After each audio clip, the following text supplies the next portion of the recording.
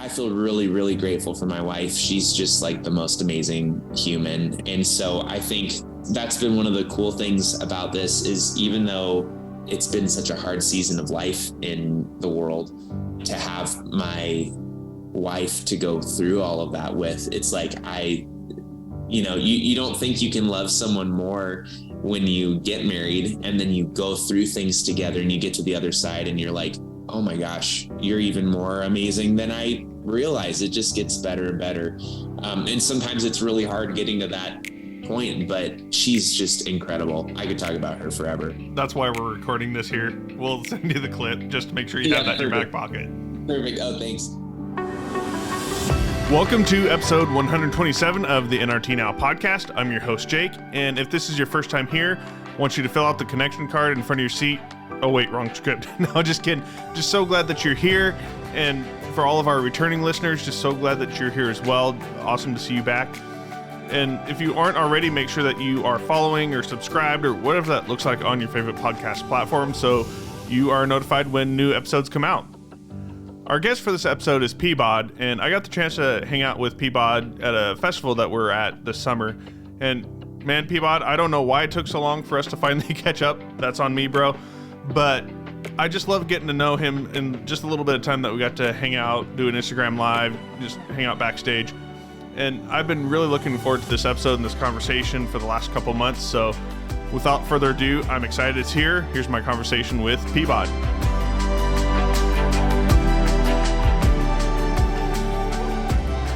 We're here with Isaac Peabody.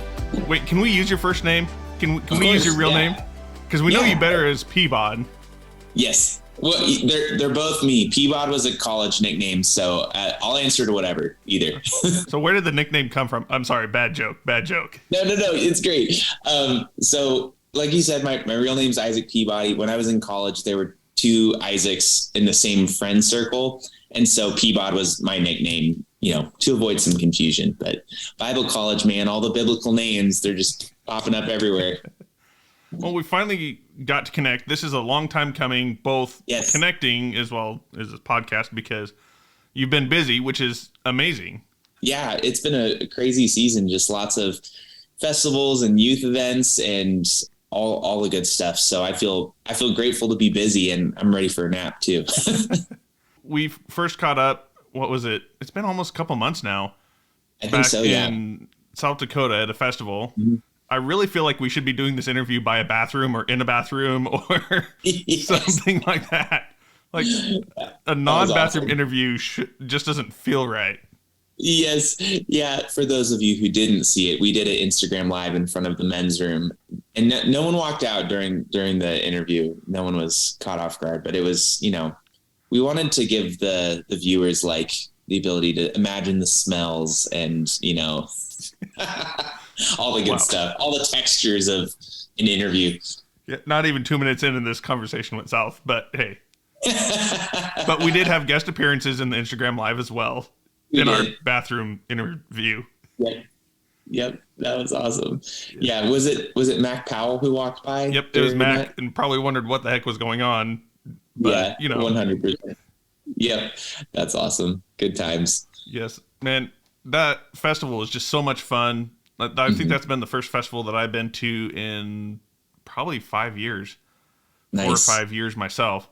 And I grew up hearing about that festival, just living a few hours away in Wyoming. So it's pretty awesome for the first time in, 15, 20 years to be able to just go and see what it's all about, just have fun, sweat like crazy. Mm-hmm. Yep. It was way too hot for the mountains. Oh my gosh. Yeah. I think it was like 99 degrees during my set. So I feel, it was a lot hotter than this Seattle boy is used to. But we did catch the best live Peabod photo in existence. Yes. The ice cream photo.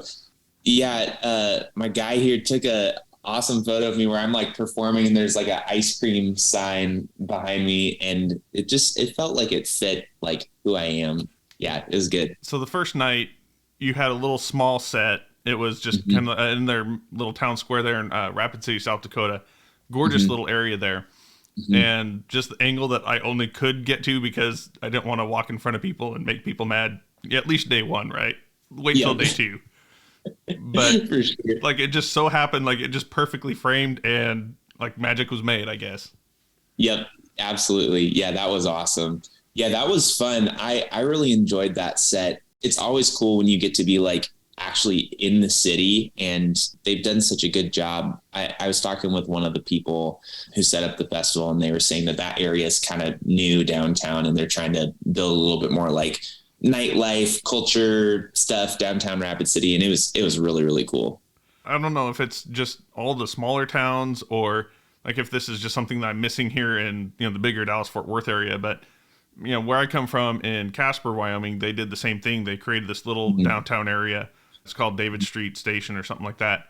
And they have just a small little stage, amphitheater kind of stage. And it doesn't have to be anything big, but just a place for people to kind of get around, shop at the shops around, and just have a good time outside. Totally. When you can in the northern states. Yep. All 2 months out of the year or whatever. That's awesome. One of the things that I don't know how many people recognized your shirt the first night, but I love the throwback Royal Rangers. Yes. Yep. I was not actually in Royal Rangers, but I've got this buddy of mine. You probably know him, Shama. He does a lot of like Christian comedy. He did that like VeggieTales song that blew up years ago, the like rap about it. Anyways, he started this company called Old Church Merch, and shameless plug, you should definitely go check him out. He and a couple of his buddies have been thrifting, looking for like some random church in Pennsylvania did a men's barbecue in 2011 and made this crazy merch for it that is like actually super awesome. And so they bought like all the shirts they found at Value Village from that barbecue or whatever. So when he launched the Old Church Merch store, he was like, I want to send you something. And I saw the Royal Rangers shirt and I was like, that is fire. So yeah, that's like one of my favorites. It's funny. A friend of mine was talking a while ago. I'm actually wearing the shirt. It's a family reunion shirt. He's like, Nice. how much fun would that be to just go to a thrift store and pick out some random family reunion or something and just start wearing it around? Yes. Oh my gosh. When I was in college, I bought this mug that I found at a thrift store that had this really like personal engraving on it. It was like, to Jackie, thank you for all the years. And I was like, oh man, I guess things didn't go so well there. Like, it was like a breakup or something, but it's really hilarious to have something you're like, I have no idea what this is from, but now it's mine. I think we need to start a new company here. I think this is a new joint business venture here. Yes. I think there's something to that, like redeeming memories or something. That's really cheesy and cringe, but just making awkward items, whether it's t-shirt or mug or whatever, just have something there that has some random message. I love it. I think that'd be great. Oh man. Well, if you start that, I want to cut of the royalties because I know you're just going to be raking it in. I think I have to at this point. I think this is like a verbal contract or something like that. Yep, at this exactly. point. We're recording this Zoom session, so I can go back and show the lawyers. Part of your story, one of the things that I think a lot of people don't understand that came out at the festival there was you can actually play guitar, sing, like do all the worship stuff. Yeah. Like Peabod the rapper or the worship leader. What's happening here? Yeah. Oh man. Well, probably like a lot of musicians at Christian festivals, some of my earliest exposure to playing music was in the church. So like I have a vivid memory of actually playing keys for my like first Sunday, getting to be a part of the worship team at my dad's a pastor. So we had a little small church plant. So it was kind of an all hands on deck sort of situation. And so pretty much anyone who was like learning an instrument, it was like, all right, yep, we need you up there on Sunday and hold it down on the bass or whatever. And it was a really cool environment because there were a lot of like skilled guys who had grown up playing in the church and or playing in bands and stuff, and then a lot of kids like me and my friends who were learning, and so we would get mentored. And so I started out playing piano lessons, and then eventually found my way to bass guitar and was like, this is a rock instrument, I'm never going back to piano. And took some bass lessons and then taught myself guitar out of that. And my first experience writing songs was much more singer-songwriter acoustic than what I'm doing now. And so I wrote songs in that genre for 6 or 7 years, and then had learned how to make beats during that time, and was like, maybe I'll try a hip hop project just for fun, totally just like playing around. And I made Healthy Snacks. Yeah. And then Centricity got a hold of it, and they were like, this is awesome. And I was like, oh, okay. Like, I'll keep exploring this. And it's turned into what it is now. So I always like to tell people that I became a rapper by accident, because I was just playing around and kind of stumbled onto something that was really fun and that I've been really enjoying. I'm sure we can turn that into something theological, like, God has his plans, or I think we should run at that thread a little bit more than Sure. I think it fits a little bit better for a Christian music podcast. We'll go with that. No, for sure. Yes. No, 100%. You know what's wild too is I have found so much freedom in the hip hop genre to write the kinds of songs that, like, so for example, I have this song called Sweet as Coca-Cola it's kind of a party, like, it's going to be a good day kind of song.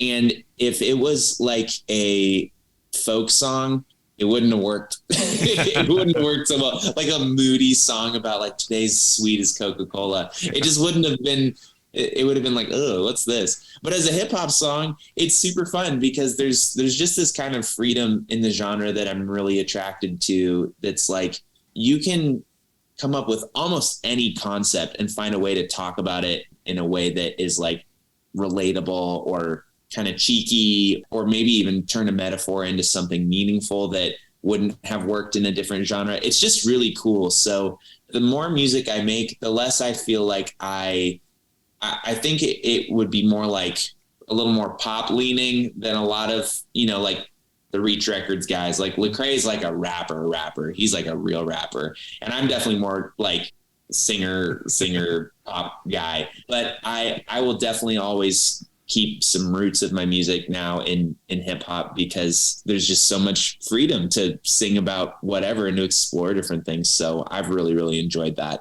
One of the things that you were talking about, as we're walking around trying to find the bathroom for our Instagram live, was that's going to be a recurring joke. I'm pretty sure from here on, like, that's going to be our thing for the rest of time. Yes. One of the things that you were talking about was that you kind of fit in a weird space, because you're not like the Lecrae rapper. You're not that Derek Minor, all that kind of crowd, but you're not really pop. You're not really, in that range. So as you've gone to festivals and as you've been in different shows and tours and all that kind of stuff, like, it's just kind of a different space for you to be in. Totally. I mean, the good thing about making music in this day and age is I think that it's kind of less important, like, really defining yourself by one genre, because people are doing new experimental things all the time with music. And so even the guys like Lecrae and Andy Mineo and all those guys who are like, yeah, you're like a rapper, they're doing stuff on their projects that's like we wouldn't have dreamed about in 2010, 2005, when we were like, okay, this is hip hop and this is pop. Like, they're playing around with things that are totally different now too. So some of it is there's freedom there, but I think I've found for me that, yeah, I do kind of exist in that middle space. And so I find that for like people who are like pop fans, they're like, oh yeah, like I listen to this rapper Peabod. And then for people who are like hip hop fans, they'll be like, yeah, I listen to this singer Peabod. And it's like this kind of, so, but I love both of those worlds a lot. And so it's fun to kind of hop back and forth depending on the song. It's always fun for me to see the crowd's reaction when something unexpected happens. So when you pull out your acoustic and are all of a sudden like, hey, I'm singing, it's like, I'm not sure what's going on, but let's go for it. Yep, totally. I like to mix it up a little bit because, I don't know, I love getting to jump around and doing the hype songs. And since my roots are writing singer-songwriter stuff, it's always a special moment for me to get to kind of slow it down and do something that feels like, okay, this is where I started and I'm going to show you this other side of me. And so you started just a little bit before COVID. Let's see, what was it? Healthy Snacks came out in what, 2018, 2019? Yep, 2018. Mm-hmm. And so, just as that was starting to gear up, you're starting to get your name out. And then, of course, that happened that we don't want to forget about. So you're telling me this is like your first year that's really been full festival season, full tour season, full show season. Yep. What has that kind of experience been like? I mean, I have a picture from, I think first night, second night, where people are actually wearing your merch. People are making stuff, your merch. Like, there's Peabod stuff all around. What has that experience been this year now that you've been able to do this full time and are starting to see that? Oh man, that's a really good question. The pandemic was really hard. I'm not going to lie. It came at a really difficult time in the building of my career, because now all of a sudden, it's like we all lost 2 years of progress in the music industry. I mean, everyone lost 2 years of stuff, but I think for the music industry specifically, just with touring shutting down, that's a huge pause on any ability to get in front of new fans and to grow. And so, I mean, there were really good things that came out of it. Like, I had just gotten married 6 months before the pandemic. So to not have to be on the road right away, like that was a really sweet silver lining that came out of it, because it felt like we got to go back to like, let's figure out how to be married and not let's figure out how to be married and me be on the road all the time. Almost a trial by fire there. Yes, totally. Totally. So it felt really good to be at that festival and getting to like interact with actual fans and getting to get merch in their hands and have conversations and be in front of people. Cause yeah, you're absolutely right. It was like, there was all this energy at the beginning when I first got signed, and then the pandemic hit, and it was like, oh man, all right, let's get creative and figure out how to bide our time so we can come out swinging and once this thing settles down. So during that time, I was still working a full-time job. I was doing that up until the end of February of this year. So I'm I don't know how many months that is now, 7-8 months into working on music full time. And that has been quite an adjustment. I've found that I quit because there was so much to do on music. And so I've been busier than ever. I'm so grateful that it happened, and it's been a lot harder than I thought too, just because it's no joke to like be your own boss all of a sudden. And I made a post about this a couple days ago, but I was recognizing that when I quit my job, I felt like so much pressure to be, okay, now I'm my own boss. I need to prove to the world that I have made a justified decision in being self-employed and not having a real job, because it's vulnerable to step out on your own and say, okay, I'm going to do my own thing and chase my dream. And so for the first several months, I really just was like, I'm going to do every like responsible thing. And so I'm going to be organized and I'm going to answer all my emails right away and blah, blah, blah. And it's like, I treated myself like an employee of a company where it's like my job was administrative assistant, instead of being like, my whole job revolves around music. I got to get in the studio. I got to write. I'm starting now to figure out the balance of going like, I've got to do the things that feed my soul. Like I have to prioritize those, because the other stuff is important. It's important to be organized. It's important to be professional and to be a good communicator, but I'll have more energy for those things if I'm like working on the music that is inspiring and that I'm enjoying that process too. That'll make the other stuff easier. So yeah, man, it's been a weird transition and I'm super grateful for it. And sorry, I'm rambling, but I have one more thought on this thread. 2 days ago on Monday night, I had a hometown show in Seattle that was like my first headlining show in like since 2018, because I played a show in 2018 in Seattle and hadn't done one since then. And that was like a ton of work leading up to that moment, like doing all the event planning and marketing and being in charge of that and then headlining the show. It was a ton of work and it was super rewarding. And we had a great turnout, really wonderful fans who knew all the words. And so that was a cool experience for me to go that felt kind of representative of what it has felt like to do this full time. It's like, it's more work than ever. And I'm starting to see these little glimpses of really connecting with people through the music and the Lord doing cool things through it. And so I'm grateful, man. It's been a lot. And I just feel really, really grateful. He's super faithful. So part of your story, like you're saying, is you got married just right before the pandemic. Yep. So now you're I think 2 years in, if my math is 3 correct. years. 3 years. Yep, 3 years. I knew my Yep. math was going to be off. It's a good thing this is the music podcast, right? It's all good. I just want to hear a little bit about your story because it's been like forever since I've been married for like just a short time. Right. Just, for those who are either kind of on the verge of marriage or kind of young in their marriage, what has that journey been like? And like you're saying, stepping out now, I mean, that's, as a guy, that's a huge step of faith because, we're providers, we're protectors. Right. And now you have this whole other kink in the mix that now you've got to, how do I still provide and do that? Can you share a little bit about that journey and, kind of that encouragement and advice for those who are coming behind you a little bit? Yeah. Oh man.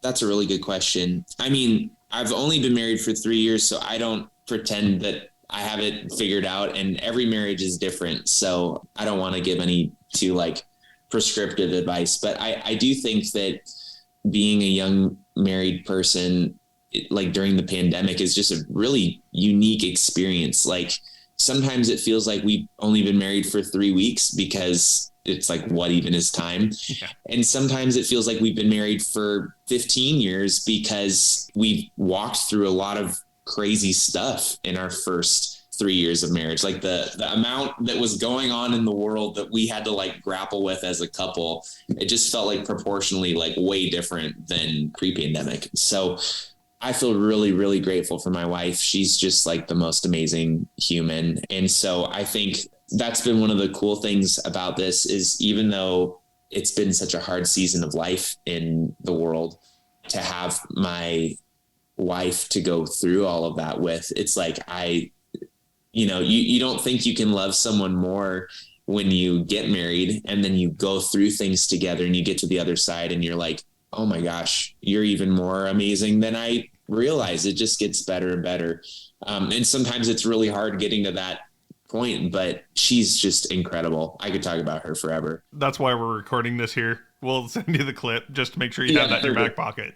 Perfect. Oh, thanks. Yeah, no, she's absolutely amazing. As far as like what it looked like transitioning for me, like doing music full time, I'm actually really glad you asked that because there's so many people trying to pursue their dream job today. And especially if you're an artist of some sort, or honestly, even if you're just like, I'm going to launch out and do my own business, I think it's really easy to look at a story, even like mine, and to go, oh, like that person has it all figured out and now they're like living the good life. But just like for some real like specific things, part of the reason I was able to actually quit my job is my wife got a job where all of a sudden we could be on her insurance instead of having to be on my work's insurance. And so that was a big shift where it felt like, okay, it's easier now for us to afford me quitting my full-time job because, I'm making some money at music, but it's not a lot.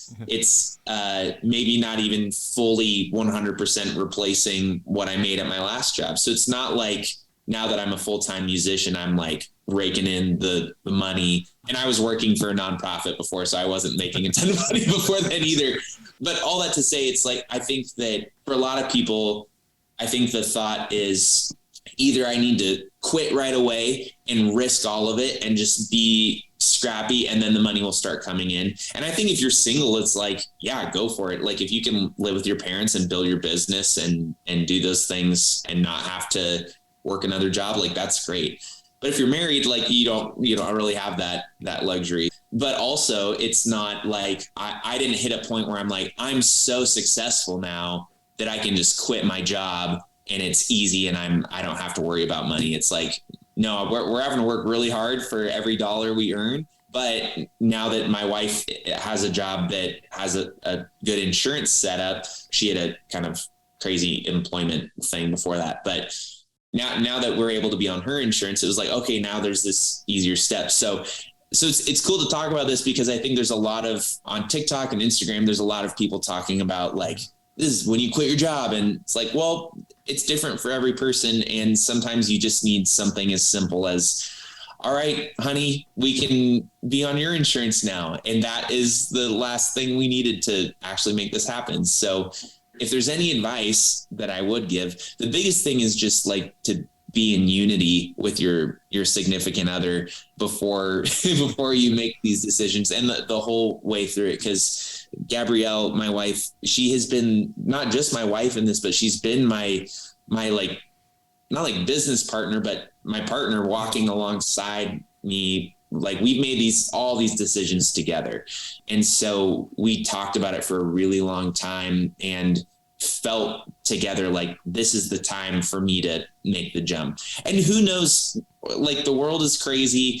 Life is crazy. It might be that in, a few years, I have to go get another job again. And that will be fine if that's what happens. But we felt like this was the time to try it full time. And we agreed on that. And that just gives you so much more peace as a couple when you're like, we're in the same boat. So we have agreed that if ever one of us was like, I don't feel like it's the time, I have hesitations, that we have to be open and honest about that. Because otherwise you get into the decision and it's like, oh man, now we didn't talk about this and we're stuck. So anyways, that's what we're trying to do, man. We're trying to just make sure we're checking in and going like, all right, how are we feeling about this? And walking by faith one step at a time. Yeah. Or maybe, in a few years, you're just raking in the bennies and, Hey, you never know. I'll let you know if that happens, man. We can start our discarded memories at Goodwill business together. I love it. Well, as we start winding down the episode here, I feel like we should talk about that. It was a full album. That's I think still kind of fresh. I always get confused between albums and EPs. Like, oh yeah. So one of the songs you're talking about, your marriage and all that, the sweatshirt song, and this is where I put myself on the spot and completely miss it, the title, but that's one of the fun songs that came out of this new album. Yes. What's some of the other fun that went into this album that came out? I think it's been a couple months now. Yeah, so that song's from a few EPs ago, actually. It's called Hoodie, but I wrote that when actually right before we got married. That's crazy. And that was about traveling and being gone from my wife. But the new project that came out, you're right, actually, it is an EP. It's called, but I did 2 EPs. They go together, so it's kind of like an album. So there's a swing and a miss and unintentionally hit a bunt. Like it's more like I made it confusing, and I don't even know how to explain what it is. So you said you did beautifully. The new project though is called Growing Up Part 2, and that came out in, when did it come out? I think July. Yeah, the last song came out at the end of July. And so, that was a really fun project to work on. And I had some really wonderful collaborators who were part of it. My buddy Sajan Narial produced on it with me. Kyle Williams from We Are Messengers produced Good News on there. And I wrote that with my buddy Ross King. It was a really fun project to put together. And some of the songs are a couple years old because of the way the pandemic worked. It's like, I was writing stuff during the pandemic and songs morphed and changed over the years. And now we've got this final project. So I feel super grateful that it's out in the world. I got a song on there called Alive that I'm really excited about. That's just kind of like the fun party after you've had a long week kind of song. And so, man, I'm stoked that it's actually out in people's headphones and not just on my hard drive. Yeah. All right. Well, Peabod, Isaac, wherever we're going with this, man, it was just so great to talk with you, man. Reconnect after, a couple months, seeing what's happened over the last couple months. Like I said, just so awesome to spend just a few minutes with you here, man. Oh, thank you. You too. It's great to catch up. Appreciate you.